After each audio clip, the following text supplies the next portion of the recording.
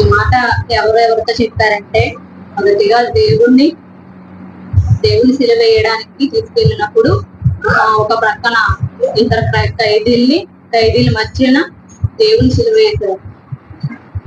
అయితే ఇప్పుడు ఒక వ్యక్తి దేవుడితో మాట్లాడుతున్నాడు అన్నమాట. నేను కూడా పరదేశంలో నన్ను కూడా చేర్చమని.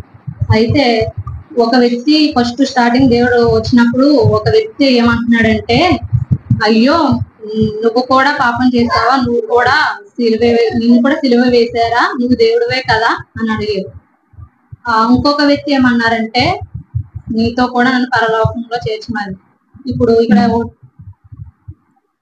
39వ వచనం చదవండి సిస్టర్.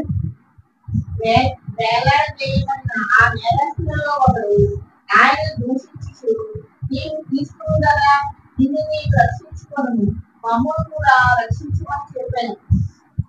ఇంకొక వ్యక్తి ఏమంటున్నారంటే, ఆయన క్రీస్తు కదా, మనల్ని కూడా రక్షించమని అడగాలి తప్ప గాని అదే క్రీస్తునే నువ్వు అపహాసిస్తున్నావు అనేసి ఒక వ్యక్తి అంటున్నారు ఒక వ్యక్తితో. అయితే ఇప్పుడు మనం లోకంలో ఎందరినో చూస్తాం. మనము ఇప్పుడు ఒకలా చెడిపోయారంటే వాళ్ళని వేలెత్తి మనం చూపిస్తాం తప్ప గాని వాళ్ళని సపోర్ట్ చేసి మాట్లాడడం. అలాగే దేవుణ్ణి సిలువ వేయడానికి తీసుకెళ్ళినప్పుడు కూడా ఒక వ్యక్తి సపోర్ట్ చేశారు, ఒక వ్యక్తి సపోర్ట్ చేయలేదు. అలాగే దేవుడు మన పాపం కొరకు ఆయన సిలువ ఎక్కి, అసలు ఆయన ఎందుకు చనిపోవాలండి, ఆయన అసలు ఎందుకు నేనే సిలువ వేసుకుంటానని ఒప్పుకొని సిలువ ఎందుకు వేయించుకోవాలి, మనం ఎవరైనా అయితే చనిపోవడానికి ముందుకు వస్తాం అసలని. ఒక సిస్టర్ ఒక అక్కతో అందంట, సిస్టర్ నాకు సులువుగా చనిపోయే మార్గం చూపిస్తావా అనేసి, అదే ఒక ఐడియా చెప్తావా అనేసి ఫోన్ చేసి ఒక అక్కని అడిగిందంట. సిస్టర్ అలా మాట్లాడకూడదు అనేసి ఆ సిస్టర్ చెప్పిందంట. అలాంటిది ఒక చావు కోసము మనం ఒకరిని హెల్ప్ తీసుకుని మనం చావాలనుకుంటున్నాం, అంతేగాని దేవుడు మన పాపముల కొరకు ఆయన సిలువ వేయడానికి ఆయన సిలువ మోయడానికి సిద్ధమయ్యాడు. అలాగే 40వ వచనం కూడా చదవండి సిస్టర్. అయితే రెండవ వాడు వాటిని గద్దించి, నీవు అదే స్థాయిలో ఉన్నావు కనుక దేవునికి భయపడవా, మనకైతే ఇది న్యాయమే, మనకు చేసిన వాటికి తగిన ఫలం పొందుతున్నాము గాని ఈయన ఏ తప్పులను చేయలేదని చెప్పి ఆయన్ని చూసి, యేసు నీవు నీ రాజ్యంలోనికి వచ్చినప్పుడు నన్ను జ్ఞాపకం చేసుకోవాలి.